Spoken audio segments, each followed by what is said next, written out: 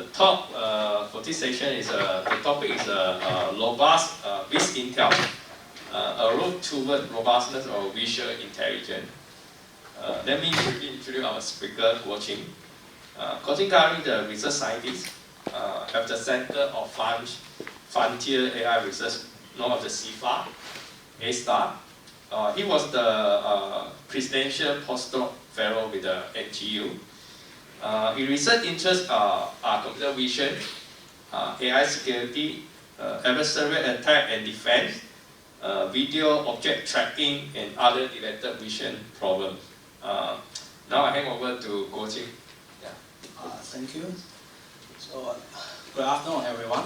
So, it's a great time to share some works of our team in these 2 years about robustness visual intelligence. And I will briefly introduce a series of our works on the robustness for different vision taskers. So my title is with the load towards robustness visual intelligence. So, okay. So actually, in recent years, we have seen the rapid development of lots of things, including the hardware, software, and data science and advanced learning algorithms that help a wide range of vision intelligent taskers that can be applied in the real world. For example, the self-driving cars can use the camera sensors or lidar sensors to recognize cars surrounding pedestrians, and the smart supermarket can use the camera to do the face recognition of the consumer or for the human detection and action and analysis. So actually, along we have achieved a lot of applications of this and achieving some significant progress. But the commercial intelligence systems may still go wrong and cause dangerous or great loss. So for example, the self-driving car may cause dangerous to the pedestrian and the drivers at the same time. And Apple staff died after his Tesla car hit a roadblock. So it means that all these news, more importantly, recent works has recognized that even a powerful or trained AI models could mislead by just to add some natural degradations like the noise spread and some weather factors like rain or snow. So all these news demonstrate that existing intelligent models are far from reliable and robust. So let's think about why this happened. So in a fundamental research reason is that the real world is complex. It means that when we use the data to do the subsequent visual intelligence tasks, we actually have a lot of steps, a stage to handle the data from the real world. That is, when we feed the image to or video to a subsequent visual intelligence model, actually image has 3 stages. That is the scene variations and the camera configurations and the post modifications. So from the imaging process, the perspective of the imaging process, that's all these variations and the configurations or modifications can affect the final result. So for example, the scene variations may caused by the light or color variation in the real world, or like the weather variation, for example, rain, snow, and fog. And the camera, when we use different cameras, or we use the same camera with different configurations, we can get different effects of the imaging result. So this also can affect the final result of visual intelligence model. So for example, we can use the vignetting effects. We can use to change the configuration, get exposure, different images with different exposure. Also some defocus blur, motion blur, and sensor noise. Okay, so even we have get a very high, good imaging result. There are a lot of post-processing methods like denoise, JPEG compression, and this also could affect the input to the vision intelligent models. So, but previous deep learning-based AI technicals are mainly studied on the large scale but quite clean data. That means this is easily to lead a gap to the real-world applications due to the natural domain shifting between the training data and the real-world data, since there are a lot of natural degradations in the real world. So how to bridge this gap and how to make sure the trained model could be used in the real world. So this is main goal of our research. So we need to think two basic problems. That is how to evaluate the robustness of a DM and two different degradations. And second is how to, when you find the issues of these DNs, how to enhance it, how to make sure you could get a better result under similar situations. So I will introduce the methods or frameworks in these two topics about robustness evaluation and enhancement. So first I briefly overview the whole research stories. And the first is about how to evaluate. We consider two situations. The first one is we should to create as many as scenarios that may happen in the real world. But different from existing dataset, we should consider the different degradations for the same scenario. For example, when you use a large-scale dataset to evaluate a DM model, you usually create the different scenarios with millions of images. But each image have different content. So you cannot determine whether the DM could have the same performance under the same scenario but with different degradations. So this means that we should construct the dataset or benchmark should be degradation aware. It means that for same scenario, we should consider different degradation and different severities. And second is, even we do this for the benchmarking construction, we cannot handle the problem of the potential endless patterns of the degradations. Since in the real world, we cannot create all possible situations in a limited dataset, even if it is large scale. So how to actively to mine the certain degradation patterns. So after this, we have a robustness evaluation result. And then how to enhance it. So we also can consider two ways. The first way is that when you have a deployed model, how to enhance its robustness without change the weights. I mean, without updating it or fine-tuning it. So a straightforward way is to do the data restoration to make sure the date you just use for the which intelligent model have the same domain within the same domain of the training data. So here is to enhance the model's robustness without fine-tuning or updating or retraining. And another way is that how to enhance the robustness of the DNA itself.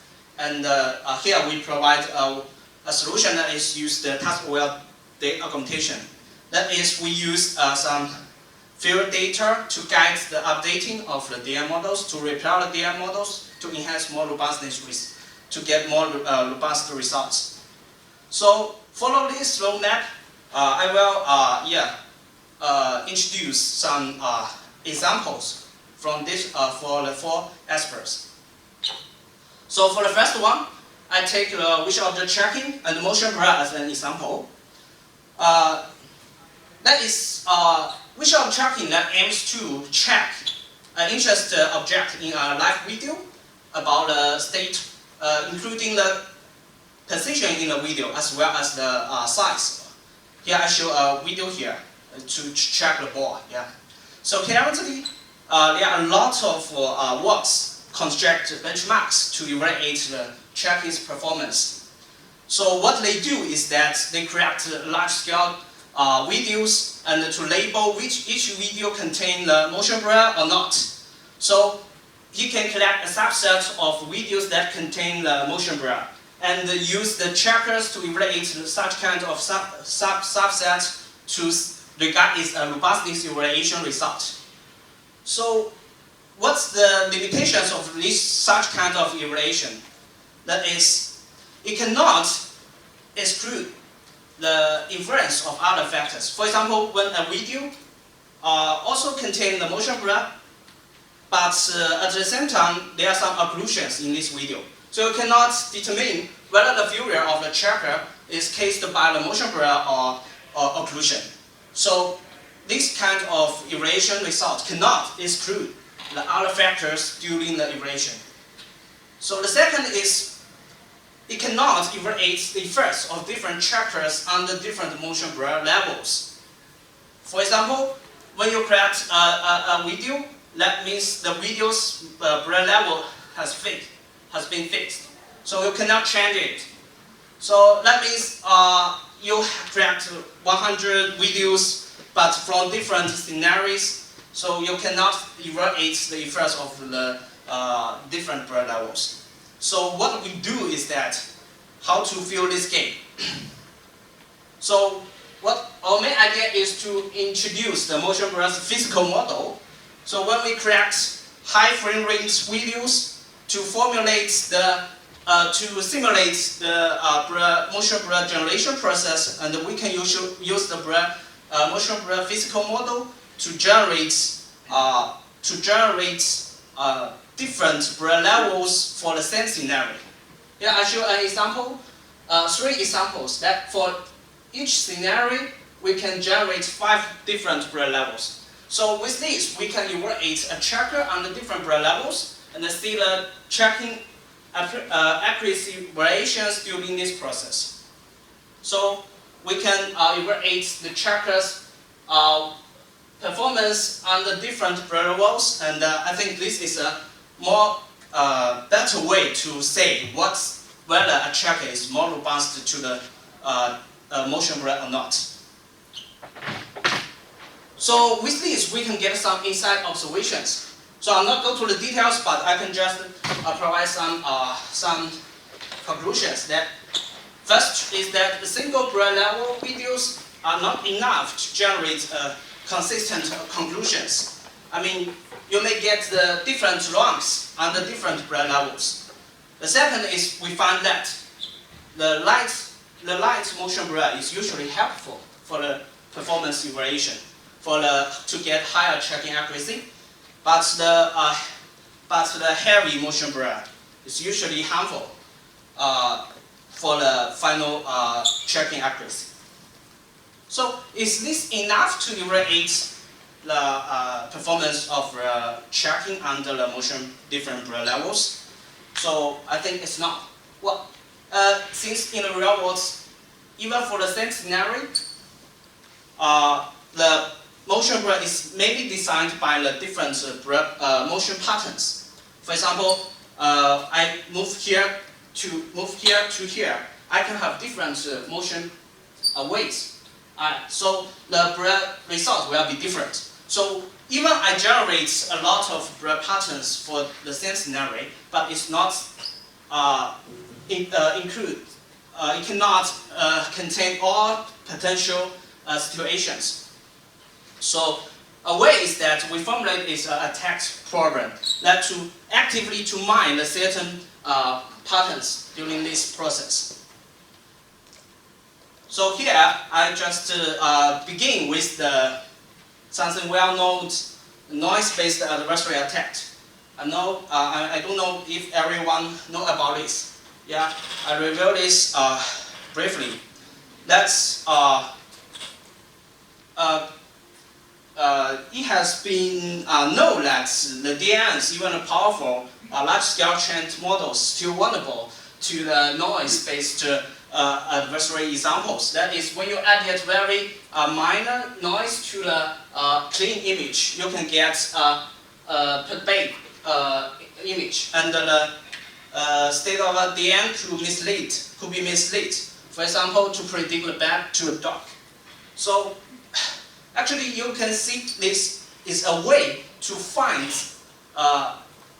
actively find the hard examples with adaptive noise and analyze the robustness of DNs against the noise effectively. But the problem is that the noise-like adversary examples are not usually happen in the real world. I mean, this kind of noise patterns maybe not happened, or it's not easily found in the real world. So we can further extend this idea to a general, to relax the formulation in a more general formulation. That is, we can change the adaptive operation to a general operation. That means it could not be just adaptive, it can be other operations. So what we optimized is to optimize the operation-related parameters. So, for example, we can replace this as a blur or motion blur. Okay. So the target is to optimize the blur-related parameters is about blur channels.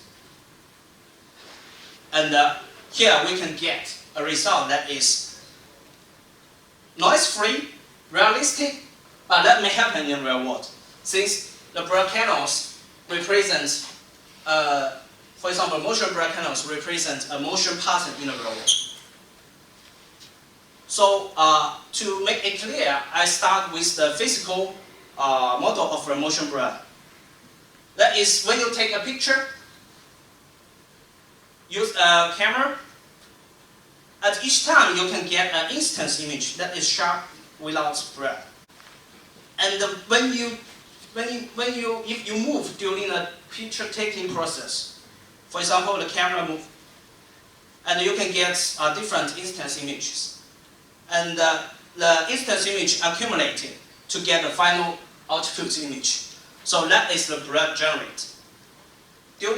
Since the camera move or object moved, so the final accumulated image will have the blur patterns.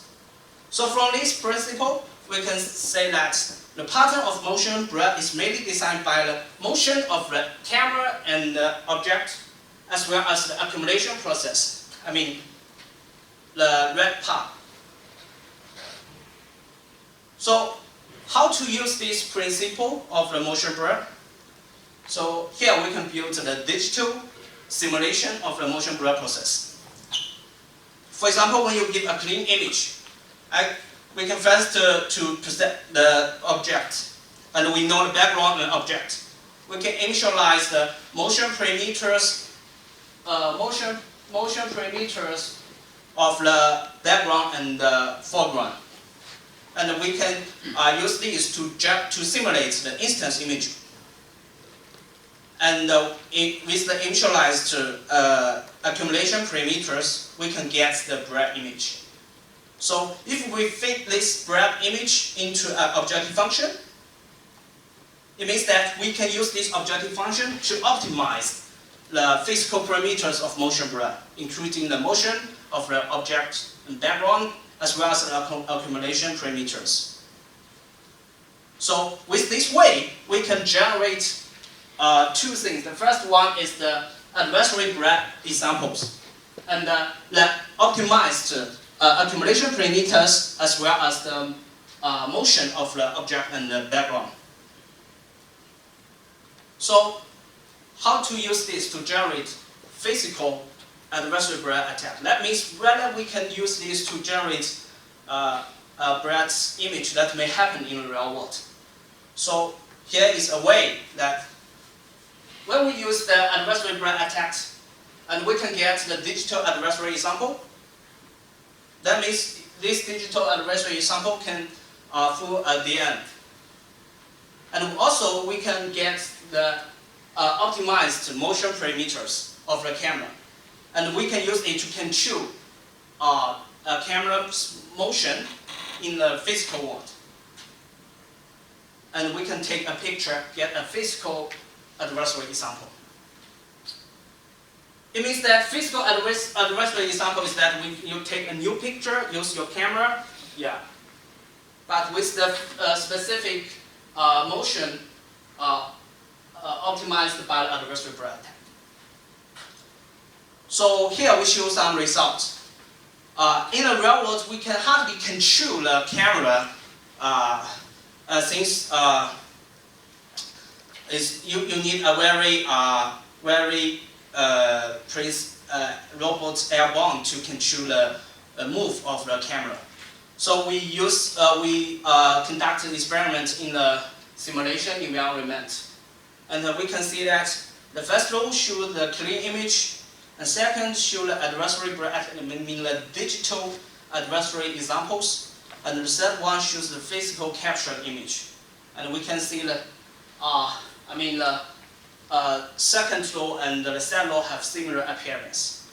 And also we show a toy example in the real world. Take the physical picture by myself, use the move of my hand here. So motion blur is more common in the video. So as we have studied how to evaluate robustness of tracking with the benchmark. So here we also extend this idea to each of the tracking tasks. So the problem is, if you have two neighboring frames, t and t-1, so how to use adversary Brett attack to generate a new one with the natural Brett patterns that can mislead a deployed tracker to predict incorrect position of the interest target. So to achieve this goal, there are two main challenges we need to address. The first is, since you are handling a video have the motion information. So what you generate motion blur should keep realistic or consistent with the motion information in the video. The second is that tracking usually run at real-time speed. So how to make the attack be efficient enough to analyze the real-time trackers. So to this end, we actually failed to change the architecture or optimization process of the previously proposed adversary Brett attacks. An easy way is that we use the two neighboring frames to calculate optic flow between two neighboring frames that contain the motion information between two neighboring frames. So we can use this to help generate more reasonable instance image between two frames, since it contains motion information. So with this, we can generate new instance images here. And similarly, we can use a tracker to help optimize the accumulation parameters as well as the instance image simulation process. For the second challenge, how to make efficient attack, that we do is to use to pre-train a network to predict the adversary accumulation parameters and the motion parameters in a one-stop way. Since the original attack process is optimized to use the for example, the gradient descent. But here we skip the iterative optimization process and use a network to train a network to predict the adversary accumulation and motion parameters efficiently. So we can show some result here. Here is the results of the state of checker under the normal motion blur. I mean, normal motion blur is usually represents a well-known, for example, average the neighboring frames, and we can see that the state of our checkers is robust to this such kind of motion blur. Well, these two lines, two grants is the result of our two methods. So we can see the last one. Here we generate motion blur frames. We can see that our frames is more clear than the normal motion blur, but can mislead the checkers effectively and get lower accuracy, checking accuracy. So we can, with all this, we can summarize a general way to conduct a degradation of adversary attack. That is, if we have a physical model of an adversary of a degradation model, we actually can use the simulation first to generate the digital adversary sample and fit it to a task aware objective function, and use this to help get some feedbacks or updates of the physical parameters, and we can conduct optimization. So after we optimized the physical parameters, we get two results. The first one is the digital adversary sample, and the second one is the physical adversary sample. So here is the what we can get from the two research results. So with this framework, we can generalize to other degradations. As we mentioned, we have a lot of degradations in the real world. For example, the scene variations, camera variations, and post modifications. So what we have done is that, for example, the face deformation, the ring, the fog, and the light, and some noise vigneting, exposure, and the post modification, including the denoising and DID. I will not go to the details. If you are interested, you can go to my website to find some works. So with this, we can actually have a way to evaluate the robustness of the visual intelligent models under different degradations. Yeah. So I show some examples here. That is about how to attack the checkers under noise, to attack the checker to generate, predict incorrect treachery instead of the category. So here is about to change the phase to without noise, but to change the its pressure to mislead the face recognition system.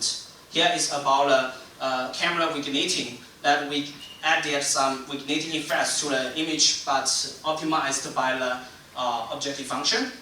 Yeah, but so in here I just mentioned that different works along the main principle is similar, but they have different challenges. For example, this work, what we need to do is that to overcome the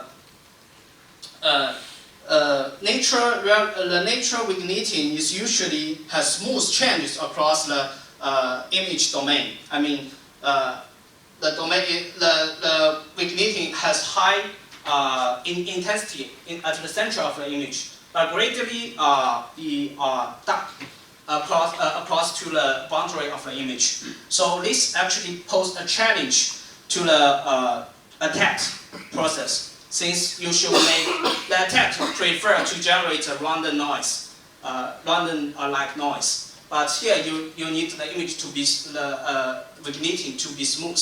So here we propose new optimization methods to achieve this goal. Here we combine two different degradations, that is exposure and noise, to help mislead the object detection. Here is we focus on the ring. So after the after the benchmark evaluation and the adversary attack evaluation, we can finally go to how to enhance the robustness. So in the robustness evaluation part, we actually combine the three different technicals. That is adversary attack, image sensing technicals, benchmarking technicals together to conduct evaluation. So for the second part, for the first one is the task-well date restoration. We can go back to the first benchmarking construction work, that we can get some results or observation through that work. Is that when we use the deep learning method to handle the frames of a video, we can do two things. The first one is we can deep learn all frames during the tracking process to see whether this could help enhance the robustness of the tracker against the blur level, motion blur. The second one, we use the ground truth of the video to guide the deep learning process. So for each frame, we can design to deep blur or not deep blur. So we can get two results. That is, use to deep blur all frames, and the second one is to select deep learning under the supervision of the ground truth. So here is a study, and we find that the deep learning is more effective under the heavy motion blur. It means that when your motion blur is slight and you conduct deep learning, this will harm the performance. But when the motion blur is heavy and you do deep learning, it's helpful. And second, when we conduct select deep learning with the supervision of the ground truth, we can get very significant improvement. So this actually motivates us to construct a selective deep learning for the robust tracking. That we use the deep blur gun D as a blur access. That is, use it to determine whether each frame should be deep blurred or not. And we can see that the deep blur gun D is a discriminator that to see whether a frame is deep blurred or not. So we use this as assessor to see whether a frame should be deep blurred or not. We can see here with different blur levels, we can get the scores of the discriminator, and we can see that different blur levels have different scores. It's very clear difference. So the thing is how to use this. So it's very simple. We just use the deep learning D and fine tune it with the tracking dataset and use it to fit the feature to the classification branch and use it to determine whether this frame should be deep blurred or not. And if it's not, we can fit it to the tracker directly, or not, we can use the deep learning to handle it first and get the result and feed it to the tracker. So with this, we can enhance the six trackers to enhance the robustness of the against the motion blur at the set part dataset. So we can further generalize this idea is that actually we hope for deployed intelligent models. For deployed intelligent models, we can use the data restoration to handle the input data. But the data restoration should actually two goals. The first one is the data quality. The second one is how to make sure the restored data is in the domain of the subsequent intelligent models. So it also have a task-dependent loss. So with this, we have done a lot of a series of works against the other degradations. For example, the first one, denoise. That is denoise the adversary noise, not just the random noise. So, for example, we added the denoise framework here, and we want the model to predict correct labels of the input. So actually, there are two topic representative frameworks for denoise. The first one is to predict the noise residue, and the second to offset the input noise and to get a clean one. The second one use the filtering based. That it means use for example Gaussian blur to filter the input image to get a smooth one. And so here we find that the filtering based denoise method is more effective than the first one. And we also find that the filtering based framework has better results on a small or large attached strings. But for the medium attached strings, it's confused. It's not that effective as we expect. So what we do is that to make two branches for different attached strings.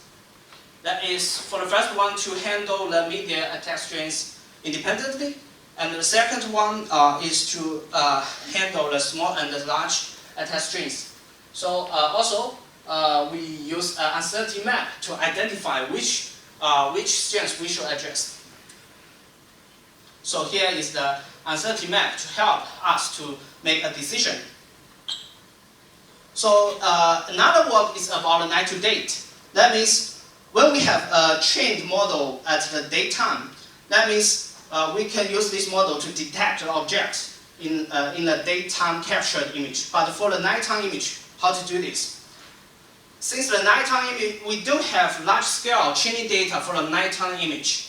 So a way is that we can change the nighttime image to the daytime image, and without retraining the model, and use the daytime trained model to detect the nighttime captured image. So here we need to do is to transfer the nighttime captured image to the daytime capture. So here what we do is that use to construct a model and use the style transfer. For example, we get some use the nighttime image, a few nighttime image as the reference for style transfer.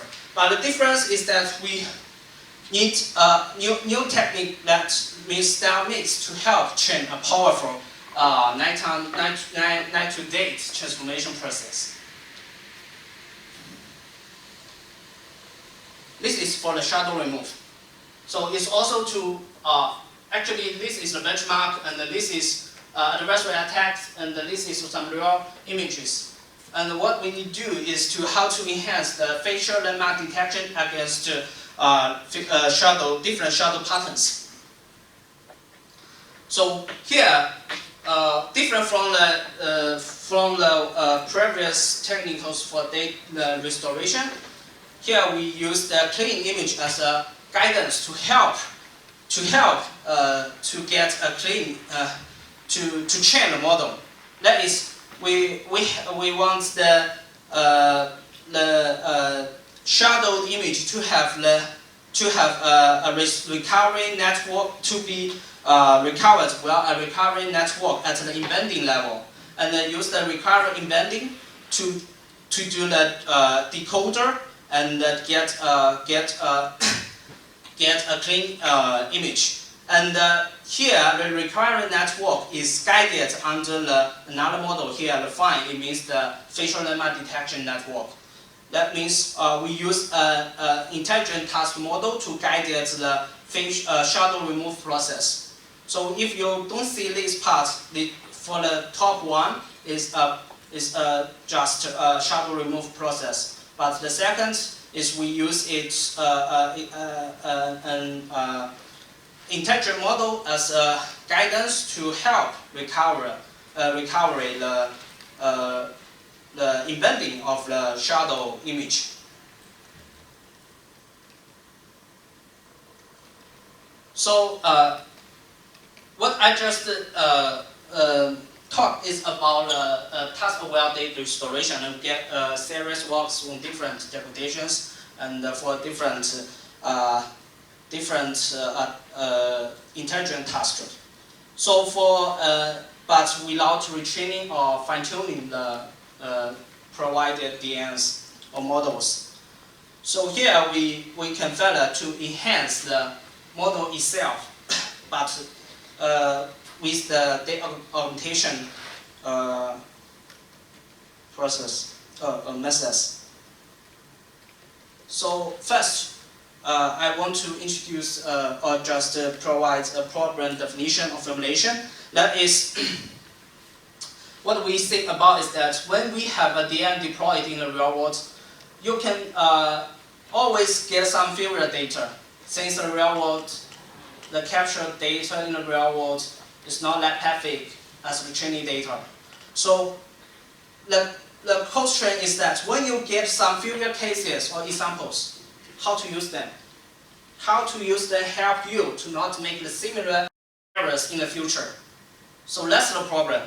So what we do is that how to use the failure example to guide the data augmentation of the DM process and to make sure the update DNs to not make the similar errors in the future.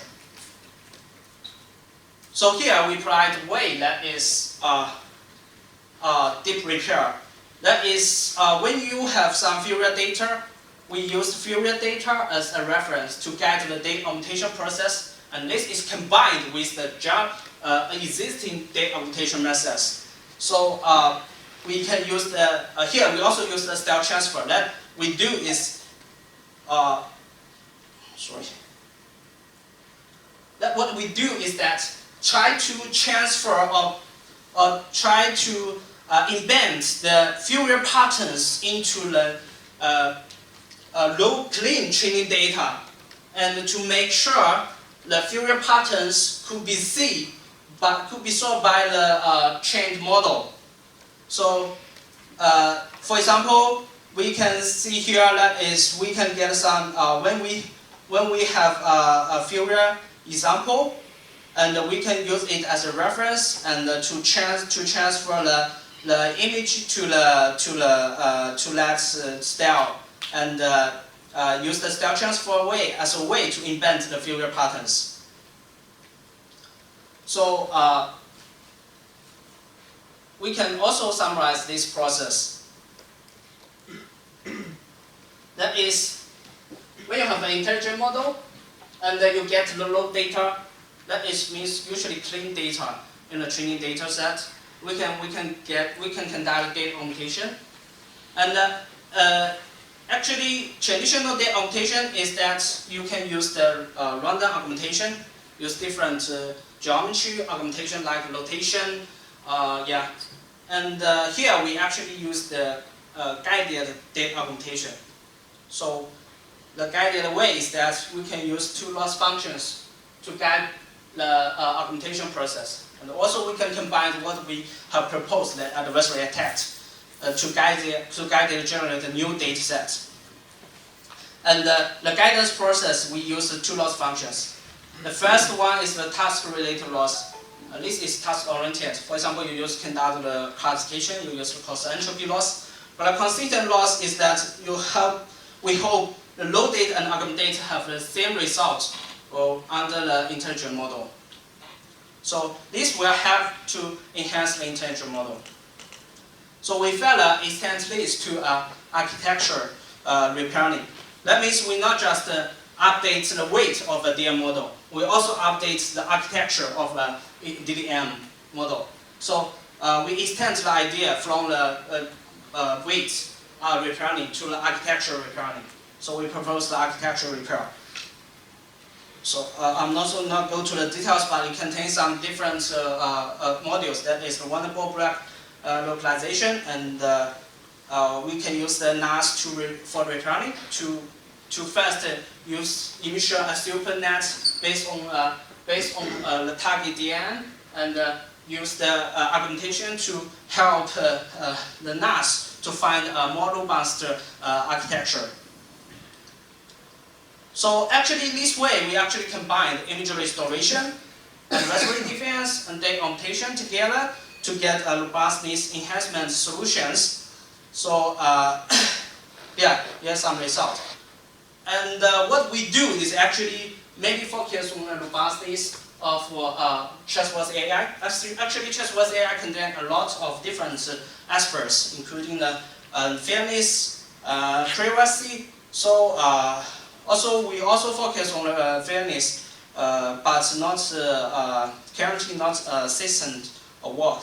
So but future we also focus on multi-source or multi-modality data. Yeah.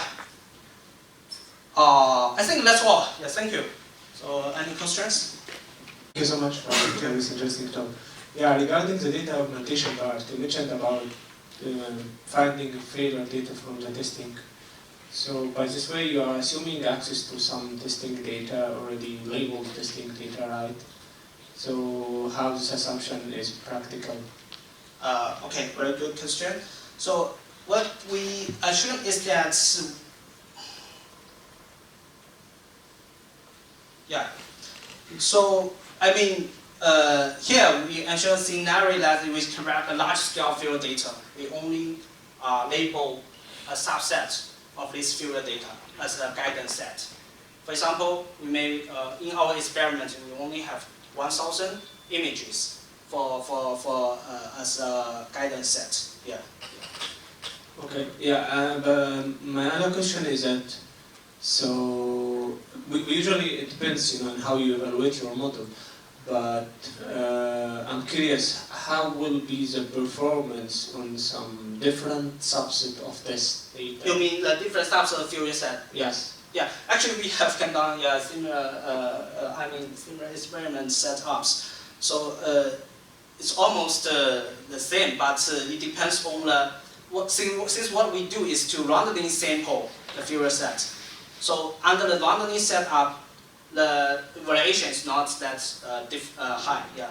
So our setup is we randomly sample 100 examples or 10 or 100 or 1,000 or 10. We also track different amounts of favorite data sets. So yeah, but the variance is not high. Yeah. Okay. Yeah, because my question was regarding whether the data augmentation will be like test-specific data augmentation, for example, for each time you test a new data, you need to find a new data augmentation. So this may affect the generalization ability, that this is only work for this exact test data. Yes. Yeah. Thank you. Yeah, thank you so much. Thank you.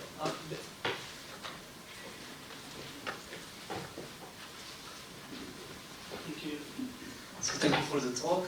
Have you tried other techniques like leveraging randomness that exists in algorithm, such as the model updates and things like that to ensure the robustness? What kind of task? The model updates, like leveraging the randomness in the model updates. Oh, okay. You mean what we do in the modern updates here? Actually, what we mean replanning, that means we have first we have deployed the DM that's have some robust issues. So the weight is initialized from the target DM. Yeah, and we want to update it. You mean if I just randomly initialize it, the performance is not high, yeah. See, actually what we do is not just improve the robustness, sorry, I forget to mention it. It means that we not to harm the accuracy on the clean data, but to enhance robustness. So that's what the augmentation will have for. During this augmentation process, you can see not just the style transfer, also a lot of other traditional augmentation operations. So this helpful us to maintain the accuracy on the clean data. So at the same time, increase the accuracy on the degraded data. Yeah. Okay, thank you. Thank you. Any more question? Hello, hi, I'm from TP. Okay, how do you see the difference between using I presume this is roller shutter. Sorry. There's a thing called, in a camera sensor, there's a thing called roller shutter, there's a thing called global shutter. Okay? Roller shutter will have more motion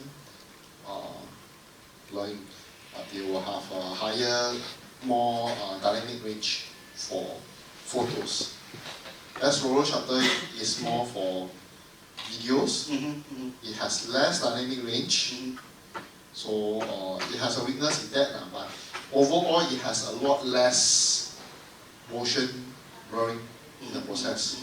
So how do you see when you have an image that one of it is using roller shutter, one is using global shutter, and provide you, because the way they process it, reach the output, right, it is slightly different. It gets to your point, to that thing. Yes. Since actually we don't not consider this situation, but I think the way can maybe also suitable for us framework. It means we do not assume a specific degradation that should be used in our framework. So if you have a clean formulation of a physical model, you will be use this framework. But if you're not sure about this, for example, even what I assume is that we have a physical model of motion blur or other degradations. It's not that accurate, since in the real world some factors may also affect the results. So I think under this situation we may use a data-driven method to help to offset the not realistic part. But currently, we use this. For what you said, I think it's very interesting direction, but here we not consider this. Yeah, thank you.